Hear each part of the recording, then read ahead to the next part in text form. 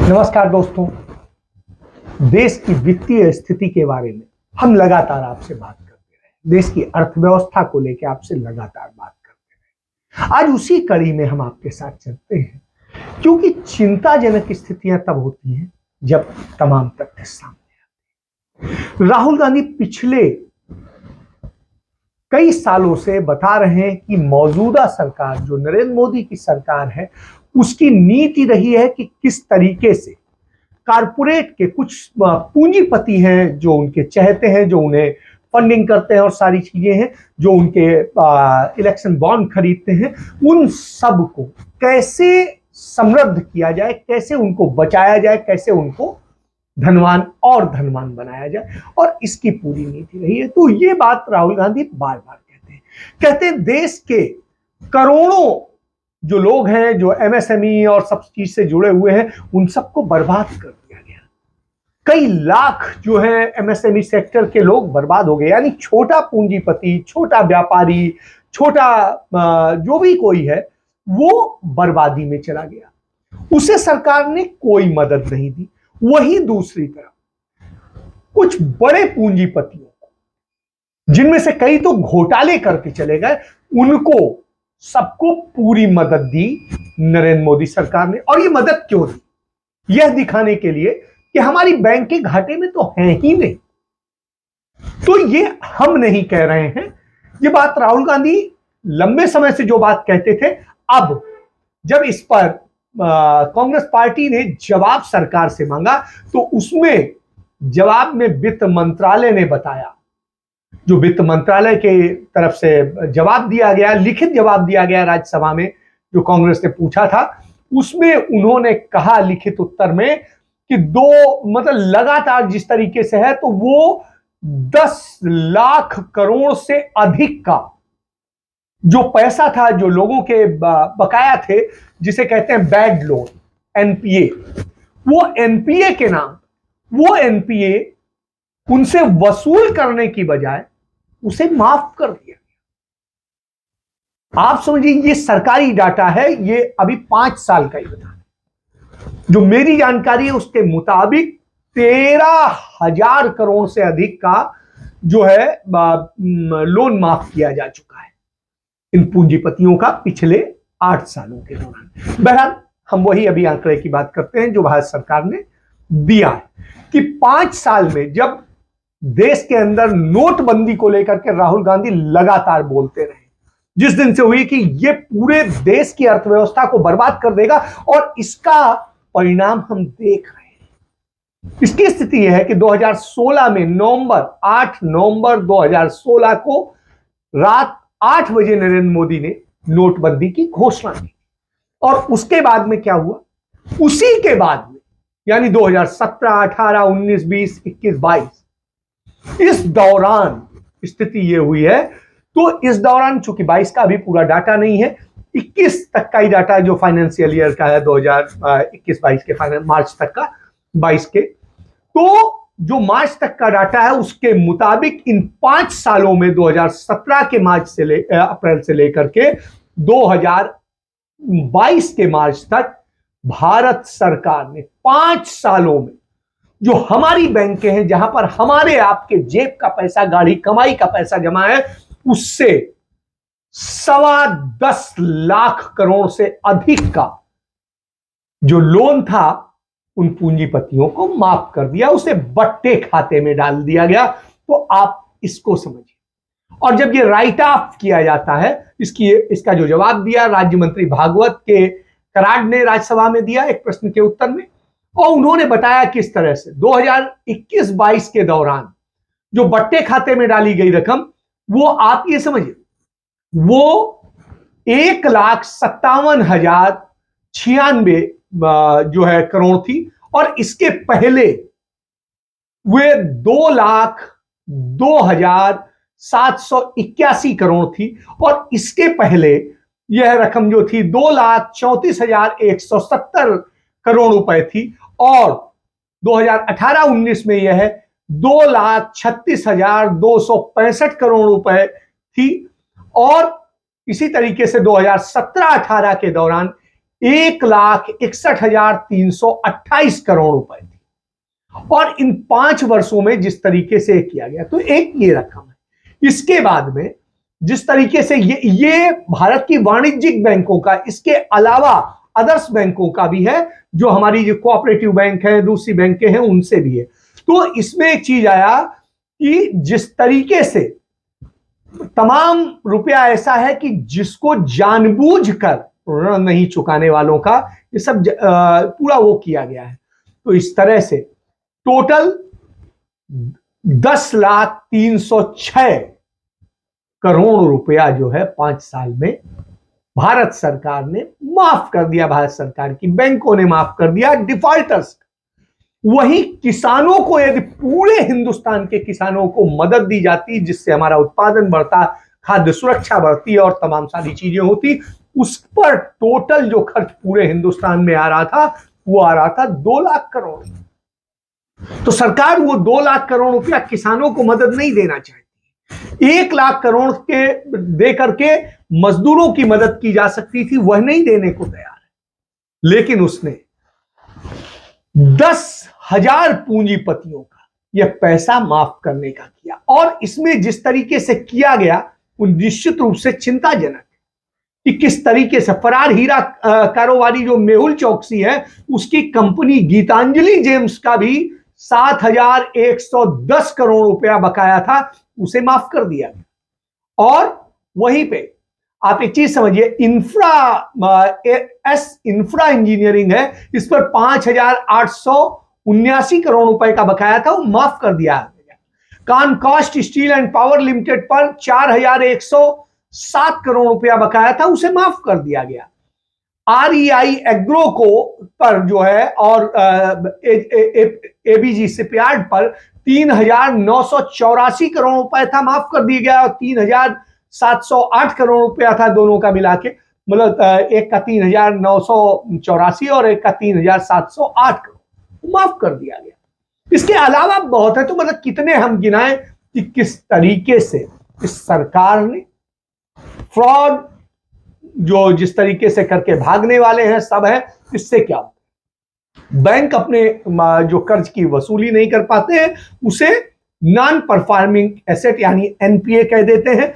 और NPA होने के बाद आप उस पैसे को, आपने ये किया, NPA का पैसा वसूलने की कोशिश की जाती है, तो साहब ये स्थिति है।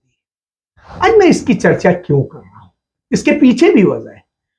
आज हमारी वित्त मंत्री निर्मला सीतारमण जो है, वो डिस्कस कर रही हैं कि 2023 का जो है, जो 23-24 का बजट बने, 23 का जो 1 फरवरी को 2023 को पेश करना है संसद में, उसमें कि किस तरीके से कैसे होना चाहिए, उसमें क्या क्या होनी चाहिए। तो इसको लेके CII जो है, भारतीय उद्योग परिसंघ, उसने साफ साफ सुझाव दिए हैं, दूसरे दिए। तो कारपोरेट के साथ वो चर्चा कर रही है। बार बार राहुल गांधी यही कहते हैं कि ये सरकार कारपोरेट की सरकार, कीजिए कारपोरेट से बात, लेकिन पहले आम लोगों की सुनिए, उनकी राय मंगाइए, उनके साथ चर्चा कीजिए, लेकिन वो आप नहीं करेंगे। तो केंद्र सरकार ने जो बजट की प्रक्रिया शुरू की, उसमें जो बैठकें आयोजित की जा रही हैं उसको लेके है। तो आज से जो शुरू हुई, उसमें जो CII ने कहा है कि टैक्स स्लैब कम होना चाहिए, और टैक्स स्लैब को लेकर के उसने पूरी वो दी है कि व्यक्तिगत आयकर दाताओं का जो टैक्स स्लैब है उसको किस तरीके से बढ़ाया जाना चाहिए और इसको किया जाना चाहिए। इसके अलावा परिसंघ ने यह भी कहा कि व्यक्तिगत आयकर के अलावा दूसरे और तमाम तरीके से लोगों को जिस तरीके से वो करना चाहिए, ITR और सब चीजों को लेके उस पर होना चाहिए। लेकिन क्या हमारी सरकार करेगी, आप ये समझिए। तो इस तरह से GST कलेक्शन लगातार बढ़ा है। यानी आप एक चीज समझिए, GST कलेक्शन का जो डाटा है उसमें सेंट्रल GST 26,039 करोड़ रुपए जो है, और स्टेट GST है वो 33,396 करोड़ रुपए, और एकीकृत GST है वो 81,778 करोड़ रुपए। तो इस तरीके से है, और इसको ये सब चीजें हैं। तो जिस तरीके से सर्वाधिक जो है 1,67,540 करोड़ रुपए की GST का संग्रह जो है अभी अप्रैल 2022 से अब तक हो चुका है। यानी 1,67,540 करोड़ रुपया जीएसटी हमारे आपकी जेब से निकाला जा चुका है। अब यह अच्छी बात है, सरकार ने ये निकाला है, लेकिन इसमें अच्छी बात नहीं। क्यों? क्योंकि सरकार ने दूध से लेके आपके जो अंतिम संस्कार की चीजें हैं, रोटी है, गेहूं के जो पैकेट हैं आटे के और वो सब है, दालें हैं, सब चीजों पे टैक्स लगा दिया। मतलब आपकी रोटी पर टैक्स लगा दिया, आपके फलों पे टैक्स लगा दिया, किसानी उत्पादों पे टैक्स। तो इस तरह से तमाम सारी चीजें की गई हैं, उनको टैक्स के दायरे में ला करके किस तरीके से आम आदमी का निवाला छीनने की कोशिश की गई, और आम आदमी का निवाला छीनने के लिए वो कुछ भी करने को तैयार है। तो इससे आप समझ सकते हैं जिस तरीके से 2000, एक और डराने वाली भी एक खबर है इसमें, यह है गोल्डमैन जो है सेस है, उसने 2023 के लिए भारत की आर्थिक वृद्धि दर को, जो अभी 6.5% 6.75% की बात हो रही थी स्थिति है, उसे और घटाकर 5.9% कर दिया है। यानी भारत की जो आर्थिक विकास दर है वो बद से बदतर चली जा रही। जो 6.9% बता रहे थे वो 5.9% पे ला दिया। याद करिए, यह बात हमने आपको बताई थी कि 6% के इर्द गिर्द ही रहेगा, इससे ज्यादा नहीं होगा। तो आप समझिए जो 8.5% बताई जा रही थी वो आके आज यहां आ गई।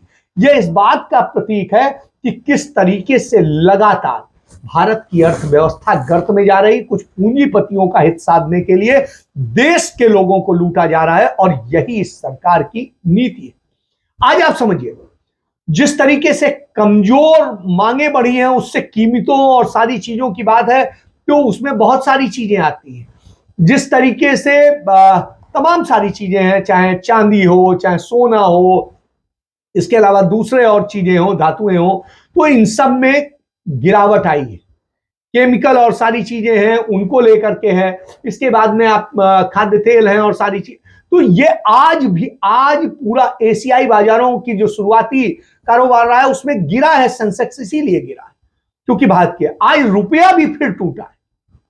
तो रुपया 12 पैसे टूट गया, उसके अलावा और दूसरी चीजें। तो ये सामने खड़ी है, एनपीए अकाउंट का आपके पास में सुविधा आई चुकी है कि जिस तरीके से स्थिति है, तो ये सब चीजें, और किस तरीके से लोन महंगा हो गया, तो कारोबारी माहौल के लिए और बहुत सारी चीजें हैं, बहुत जो ये स्थितियां हैं, ये निश्चित रूप से भारत को आर्थिक गुलामी की तरफ ले जाती है। ये भारत 1 दिसंबर से अध्यक्षता करने वाला है, और आप समझिए G20 के जिन देशों का वो अध्यक्षता करने वाला है, वो आर्थिक और सारी चीजों को ही लेके, लेकिन वही भारत अपनी अर्थव्यवस्था को क्या संकेत दे रहा है?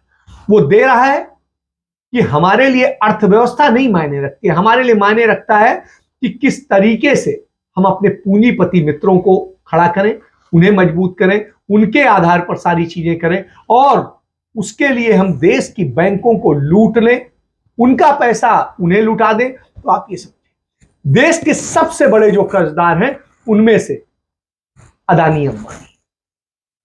लेकिन रोजगार देने की बात आए तो अदानी इस देश में सबसे कम रोजगार देते हैं।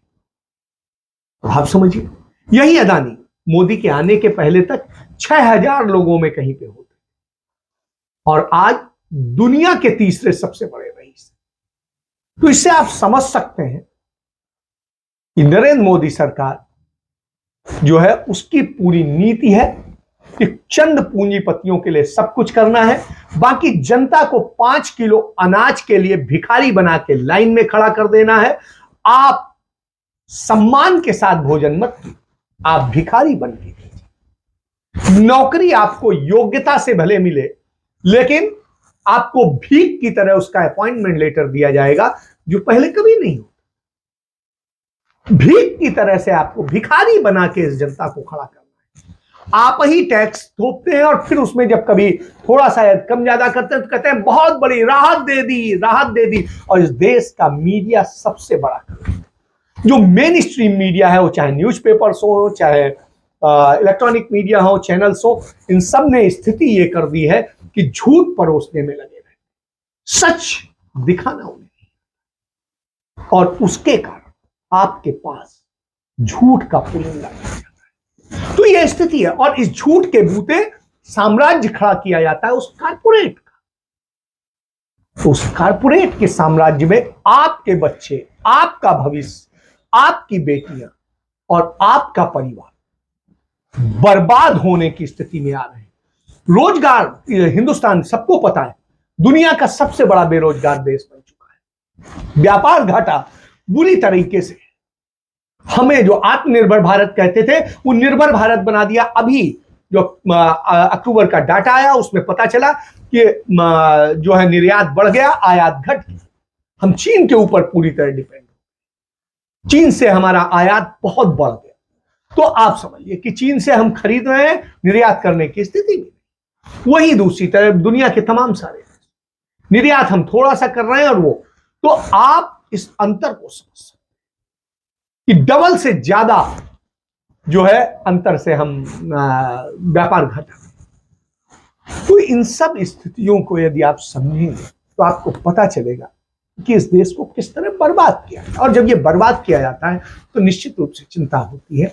और सबसे बड़ी बात मैं कहता हूं, इसीलिए राहुल गांधी को पप्पू पप्पू बार बार कहा गया, क्योंकि वो सबसे पहले इन सारे खतरों से सचेत करता रहा है।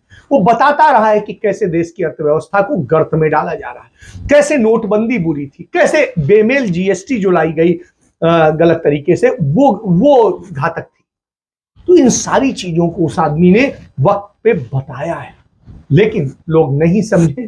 तो आप अपना नुकसान कर रहे हैं, अपने भविष्य का नुकसान कर रहे हैं, बच्चों का भविष्य बर्बाद कर रहे हैं। अब सोचना आपको कि आप क्या करना चाहते, बर्बादी को चुनना चाहते हैं या सही और सच्ची चीज को चुनना चाहते हैं, जो देश को बनाने वाले लोग थे।